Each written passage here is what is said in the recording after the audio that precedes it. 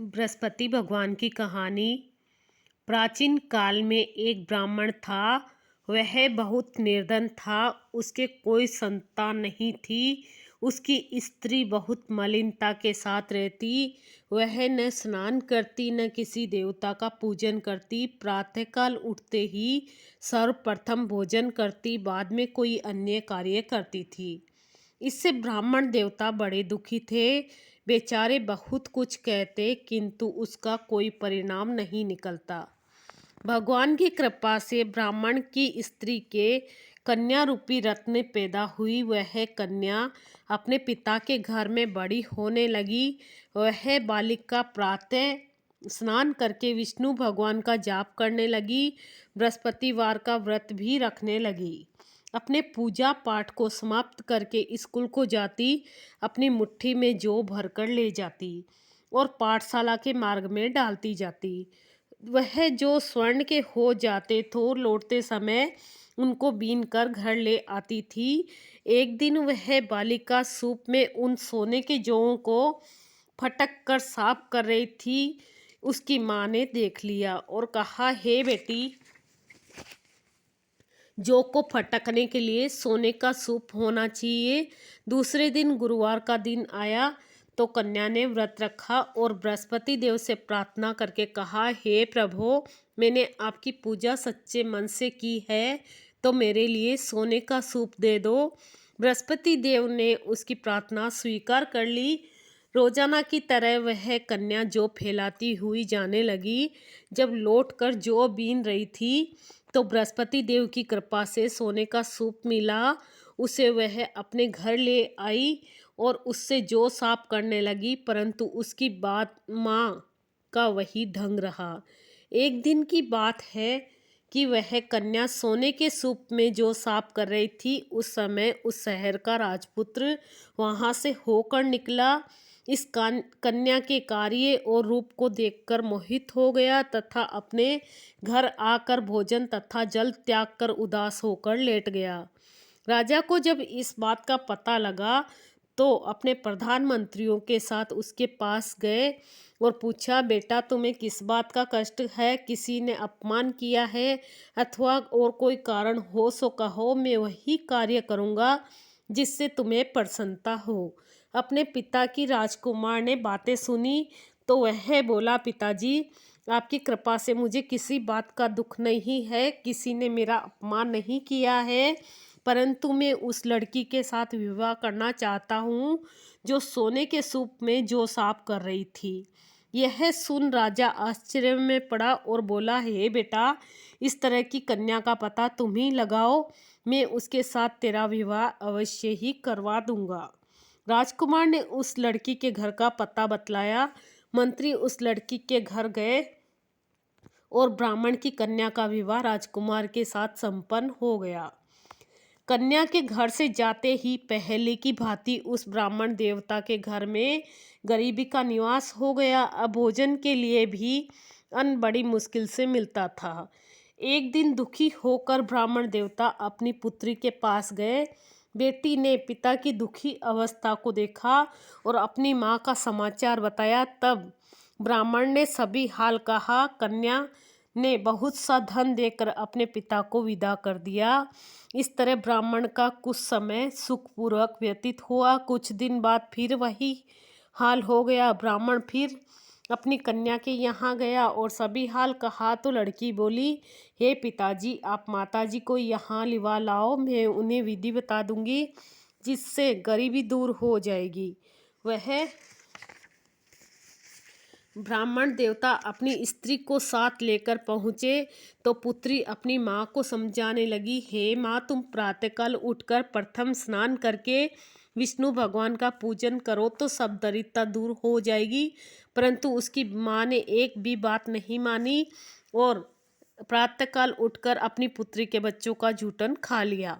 एक दिन उसकी पुत्री को भी गुस्सा आया और एक रात कोठरी से सभी सामान निकाल कर उसमें अपनी माँ को उस बंद कर दिया। प्रातःकाल उसमें से निकाला तथा स्नान करा के पूजा पाठ करवाया तो उसकी माँ की भी बुद्धि ठीक हो गई और फिर प्रत्येक बृहस्पतिवार को व्रत रखने लगी। इस व्रत के प्रभाव से उसकी माँ भी बहुत धनवान तथा पुत्रवती हो गई और बृहस्पति जी के प्रभाव से स्वर्ग को प्राप्त हुई। वह ब्राह्मण भी सुखपूर्वक इस लोक से सुख भोग कर स्वर्ग को प्राप्त हुए। इस तरह कहानी कहकर साधु देवता वहां से लोप हो गए। धीरे धीरे समय व्यतीत होने पर फिर वही बृहस्पतिवार का दिन आया। राजा जंगल से लकड़ी काटकर किसी शहर में बेचने गया तो उस दिन से अधिक पैसा मिला। राजा ने चना गुड़ आदि लाकर बृहस्पति भगवान का व्रत किया। उस दिन से उसके सभी कलेश दूर हो गए। परंतु जब दोबारा गुरुवार का दिन आया तो बृहस्पतिवार का व्रत करना भूल गया। इस कारण बृहस्पति भगवान नाराज हो गए। उस दिन उस नगर के राजा ने विशाल यज्ञ का आयोजन किया तथा शहर में ये घोषणा करा दी कि कोई भी मनुष्य अपने घर में भोजन नहीं बनावे और न अग्नि जलावे तथा समस्त जनता मेरे यहाँ भोजन करने आवे। इस आज्ञा को जो नहीं मानेगा उसके लिए फांसी की सजा दी जाएगी। इस तरह की घोषणा संपूर्ण नगर में करवा दी गई। राजा की आज्ञा अनुसार शहर के सभी लोग भोजन करने गए, लेकिन लकड़हारा कुछ देर से पहुंचा, इसलिए राजा उसको अपने साथ लिवा ले गए और ले जाकर भोजन करा रहे थे कि रानी की दृष्टि उस खूंटी पर पड़ी जिस पर उसका हार लटक रहा था। वह वहां पर दिखाई नहीं दिया। रानी ने निश्चय किया कि मेरा हार इसी मनुष्य ने चुरा लिया है। उसी समय पुलिस बुलवाकर उसको जेल खाने में डलवा दिया। अब राजा जेल खाने में गया तो बहुत दुखी होकर विचार करने लगा, न जाने कौन से पूर्व जन्म के कर्म से मेरे लिए यह दुख प्राप्त हुआ है, और उसी साधु को याद करने लगा जो कि जंगल में मिला था। उसी समय तत्काल बृहस्पति देव साधु के रूप में प्रकट हो गए और उसकी दशा को देखकर कहने लगे, अरे मूर्ख, तूने बृहस्पति देवता की कथा नहीं की, इस कारण तुम्हें यह दुख प्राप्त हुआ है। अब चिंता मत कर, बृहस्पतिवार के दिन जेल खाने के दरवाजे पर 4 पैसा पड़े मिलेंगे, उनसे तू बृहस्पति देव की पूजा करना और तेरे सभी कष्ट दूर हो जाएंगे। बृहस्पतिवार के रोज उसे 4 पैसे मिले।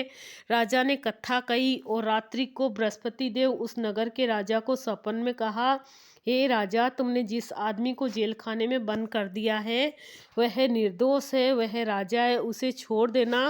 रानी का हार उसी खूंटी पर लटका हुआ है। अगर तू ऐसा नहीं करेगा तो मैं तेरे राज्य को नष्ट कर दूंगा। इस तरह के रात्रि सपन को देखकर राजा प्रातःकाल उठा और खूंटी पर हार लटका देखकर लकड़हारे को बुलाकर क्षमा मांगी तथा राजा के योग्य वस्त्र आभूषण देकर उसको विदा किया। गुरुदेव की आज्ञा अनुसार राजा अपने नगर को चल दिया। राजा जब नगर के निकट पहुंचा तो उसे बड़ा आश्चर्य हुआ। नगर में पहले से अधिक बाग, तालाब, कुएं, बहुत सी धर्मशाला, मंदिर आदि बने हुए थे। राजा ने पूछा कि यह किसका और बाग और धर्मशाला है। तब नगर के सब लोग कहने लगे कि यह सब रानी और बांदी के हैं। तो राजा को आश्चर्य हुआ और गुस्सा भी आया। जब रानी ने यह खबर सुनी कि राजा आ रहे हैं तो उसने बांदी से कहा कि हे दासी, देख, राजा हमको कितनी बुरी हालत में छोड़ गए थे, वह हमारी ऐसी हालत देखकर वापस लौट न जाए, इसलिए तू दरवाजे पर खड़ी हो जा। आज्ञा अनुसार दासी दरवाजे पर खड़ी हो गई और राजा आए तो उन्हें अपने साथ लिवा लाई। तब राजा ने क्रोध करके अपनी तलवार निकाली और पूछने लगे, यह बताओ कि यह धन तुम्हें कैसे प्राप्त हुआ है। तब उन्होंने कहा कि हमें यह सब धन बृहस्पति देव के इस व्रत के प्रभाव से प्राप्त हुआ है। राजा ने निश्चय किया कि 7 रोज बाद तो सभी बृहस्पति देव का पूजन करते हैं, परंतु मैं रोजाना दिन में 3 बार कहानी कहा करूँगा तथा रोज व्रत किया करूँगा। अब हर समय राजा के दुपट्टे में चने की दाल बंधी रहती तथा दिन में 3 बार कहानी कहता। एक रोज राजा ने विचार किया, चलो अपनी बहन के यहाँ हो आवे। इस तरह निश्चय कर राजा घोड़े पर सवार हो अपनी बहन के यहाँ चलने लगा। मार्ग में उसने देखा कुछ आदमी एक मुर्दे को लिए जा रहे हैं। उन्हें रोककर राजा कहने लगा, अरे भाइयों, मेरी बृहस्पतिवार की कथा सुन लो। वे बोले, लो, हमारा तो आदमी मर गया है, इसको अपनी कथा की पड़ी है। परंतु कुछ आदमी बोले, अच्छा कहो, हम तुम्हारी कथा भी सुनेंगे। राजा ने दाल निकाली और कथा जब समाप्त आदि हुई तो मुर्दा हिलने लग गया।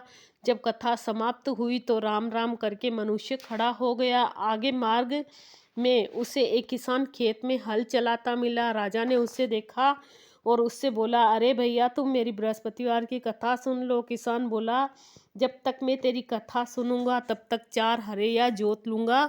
जा अपनी कथा किसी और को सुनाना। इस तरह राजा आगे चलने लगा। राजा के हटते ही बेल पछाड़ खाकर गिर गए तथा उसके पेट में बहुत जोर से दर्द होने लगा। उस समय उसकी माँ रोटी लेकर आई। उसने जब यह हाल देखा तो अपने पुत्र ने से सब हाल पूछा और बेटे ने सब हाल कह दिया। तो बुढ़िया दौड़ी दौड़ी उस घुड़सवार के पास गई और उससे बोली कि तेरी कथा मैं सुनूंगी, तू अपनी कथा मेरे खेत पर ही चलकर कहना। राजा ने बुढ़िया के खेत पर जाकर कथा कही, जिसको सुनते ही उसके बैल खड़े हो गए तथा किसान के पेट का दर्द भी बंद हो गया। राजा अपनी बहन के घर पहुंच गया। बहन ने भाई की खूब मेहमानी की। दूसरे रोज प्रातःकाल राजा जगा तो वह देखने लगा सब लोग भोजन कर रहे हैं। राजा ने अपनी बहन से कहा कि ऐसा कोई मनुष्य है जिसने भोजन नहीं किया हो, मेरी बृहस्पतिवार की कथा सुन ले। बहन बोली, हे भैया, यह देश ऐसा ही है, पहले यहाँ भोजन करते हैं, बाद में कोई अन्य कार्य करते हैं। अगर कोई पड़ोस में हो तो देख आऊं।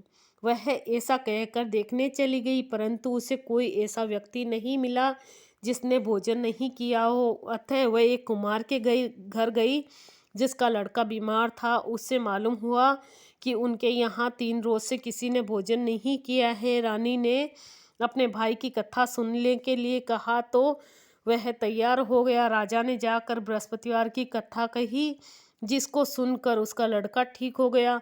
अब तो राजा की प्रशंसा होने लगी।